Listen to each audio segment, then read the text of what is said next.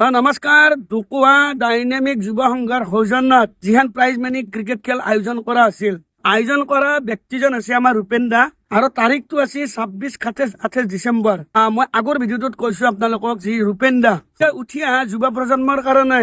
ডাঙৰ সপোন দেখা মানুহ আছে ৰূপেন দাৰ মুখেদি কিছু কথা জানিম যোৱা বছৰ যিখন খেল আমি বা খেলছো দেচোন ৰূপেন দা মোৰ লগত হাসছি কোনো কথা নাই এইবিলাক সৰু কথা এইবাৰ যিটো ব্যতিক্ৰমী ৰূপত খেলা আয়োজন কৰিছে মানে মই অলপ আগতে মই কৈছোঁৱে যে আমাৰ ঢকুৱা অঞ্চলটো অতিকৈ পিছপৰা অঞ্চল আছিল চবেই জানে বানপানীত বুৰজৈ থাকে আমাৰ ধৰক যিখিনি আগৰ যিখিনি যুৱক আছিলে সপোন চবৰে আছিলে কিন্তু সেই সপোনৰ কাৰণে এটা স্কোপ পোৱা নাছিলে গতিকে আমিও ইয়াৰ পৰাই ওলাই গৈছোঁ আমি ধৰক আমাৰো এটা সপোন আছিল কিন্তু সেইটো টাইমত এনেকুৱা ধৰণৰ এখন প্লেগ্ৰাউণ্ড নাছিলে বা পানীৰ তলত বুৰ যাই থাকে আহিবৰ কাৰণে এটা ৰাস্তা নাথাকে গতিকে চৰকাৰেও আমাৰ ৰাস্তা ঘাট যথেষ্ট ডেভেলপ কৰি দিছে গতিকে ময়ো প্ৰচেষ্টা কৰিছোঁ যে আমাৰ যিটো ঢকুৱা ডাইনামিক যুৱ সংঘ সেই সংঘৰ সৌজন্যত যদি আমি ফিল্ডখন ডেভেলপ কৰি ইয়াতে 2টা বা 3টা ল'ৰাও যদি আমি ইয়াৰ পৰাই বাহিৰত ওলাই লৈ যাব পাৰোঁ শিকাই কিনে আৰু এই খেলখন পাতাৰ উদ্দেশ্য হ'ল সেই ল'ৰাখিনিক আমাৰ যিখিনি আমাৰ য়ং জেনেৰেশ্যন উৎসাহ দিবৰ কাৰণে মই এই খেলখনৰ আয়োজন কৰিছোঁ এই খেলখনৰ জৰিয়তে তেওঁলোকৰ যাতে মনত এটা উৎসাহ আহে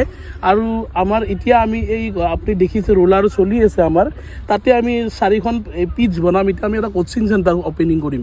তো আমাৰ এই যিখিনি ইয়াতে আমাৰ ওচৰে পাজৰৰ যিখিনি ল'ৰা সেইখিনিত আমি ফ্ৰী কোচিং দিম গোটেই কিটবিলাকো আমাৰ ফালৰ পৰাই প্ৰভাইড কৰিম তেখেতসকলে আহি ইয়াতে নিজৰ মানে অনুশীলন কৰক শিকক বা ইয়াৰ পৰাই যদি তেওঁলোকে ওলাই যাব পাৰে আৰু লগতে আজিকালি আপুনি জানে অকল লেডাৰৰ বলৰ খেলাই নহয় আজিকালি টেনিছ বলো নেশ্যনেল লেভেলত খেলা হয় তো গতিকে ইয়াৰ পৰা যদি এজন দুজন প্ৰতিভাও যদি বাহিৰ হয় সেইটো আমাৰ কাৰণে বহুত গৌৰৱৰ বিষয় হ'ব আৰু মোৰ সদায় প্ৰচেষ্টা থাকিব যে যিখিনি বৰ্তমান উঠি অহা যুৱক সেই যুৱকখিনি যাতে ইয়াৰ পৰাই এটা স্কোপত মানে এনেকুৱা এখন ফিল্ডত অনুশীলন কৰিব পাৰে বা সেইটো বুলি নহয় এই ফিল্ডখন হোৱাৰ লগে লগে আপোনালোকে জানে আজিকালি আছাম পুলিচত দৌৰিবৰ কাৰণে এটা ৰাস্তাত দৌৰিব লাগে পকী ৰাস্তা কোনো জাগা নাথাকে তো এই ফিল্ডখনত বহুত ল'ৰা ছোৱালী দৌৰিব পাৰিব বা অকল ক্ৰিকেট বুলিয়ে নহয় ধৰক আজিকালি অলিম্পিকত আপোনাৰ বিভিন্ন ধৰণৰ খেল থাকে বা আপোনাৰ সেই যিবিলাক খেল আছে তাতে যাতে তেওঁলোকে ভাগ ল'ব পাৰে এই ফিল্ডখনৰ জৰিয়তে তেখেতসকলে ইয়াতে নিজৰ অনুশীলন কৰিব পাৰিব মোৰ উদ্দেশ্য সেইটোৱে হয় ৰূপেন দাক মই ধন্যবাদ জনাইছোঁ কাৰণ কিয় যিহেতু ৰূপেন দা আৰু মোৰ এখানেই গাঁও ৰূপেন দাৰ যিটো সপোন এই সপোনটো ভগৱানৰ ওচৰত প্ৰাৰ্থনা জনাওঁ বাস্তৱত যাতে আমি দেখা পাওঁ আৰু আমাৰ অঞ্চলততো বহুত ডাঙৰ ডাঙৰ মানুহ আছে এনেকুৱা কথা এটা ভাবা নাই যিখিনি নতুনকৈ উঠি অহা নৱপ্ৰজন্মৰ কাৰণে ৰূপেন দাই ভাবছি প্ৰত্যেকটো মুহূৰ্তত আপোনালোকে বাকী বেলেগৰ ভিডিঅ' নাপালে ইয়াৰ ভিডিঅ' পাবই যিহেতু আমাৰ এখন 2 লাখ টকীয়া প্ৰাইজ মানি খেল যোৱা বছৰো আমি খেলিছিলোঁ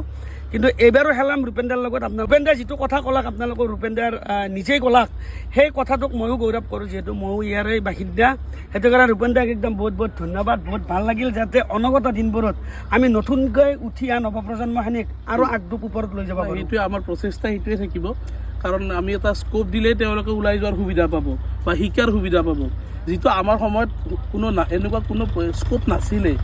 কোনো স্কোপ নাছিলে গতিকে আমাৰ এইটোৱে ঢকুৱা ডাইনামিক যুৱ সংঘৰ সৌজন্যত আমি যিখিনি প্ৰচেষ্টা কৰি আছোঁ সেই প্ৰচেষ্টা আমাৰ অব্যাহত থাকিব আমি যিমানখিনি পাৰোঁ আমাৰ ফালৰ পৰা আমি উঠি অহা নৱপ্ৰজন্মক আমি সুবিধা দিবৰ কাৰণে ট্ৰাই কৰিম যাতে তেওঁলোকে নিজৰ প্ৰতিভা ইয়াত দেখাব পাৰে আৰু এটা কথা কওঁ আপোনালোকে বেয়া নাপাব কাৰণ কিয় যদি ঘৰত এটা 9 বা 10 বছৰীয়া ল'ৰা থাকে মাক দেউতাকে নাভাবা কথাখিনি ৰূপেন দাই ভাবছে মানে আজিকালি চাওক এটা এই কিছুমান দৌৰা দাউৰি নকৰাৰ কাৰণে খেল ধেমালিত নাযোৱাৰ কাৰণে ফুটবল নেখেলা হয় চুগাৰ ডায়েবেটিছ বেমাৰটো সেইটো কাৰণে বেছি হৈছে বা এটাই ৰূপেন দা বা ৰূপেন দাৰ অঞ্চলৰ মানুহ বুলি নাই চব মানুহ আহি কিনে এটাই বা প্ৰেক্টিছ কৰিব পাৰে দৌৰিব পাৰে ক্ৰিকেট প্ৰেক্টিছ কৰে ফুটবল প্ৰেক্টিছ কৰে নিজৰ কথা তো আজিৰ ভিডিঅ'টো সমাপ্ত কৰিছোঁ ধন্যবাদ জয় জুবিন দা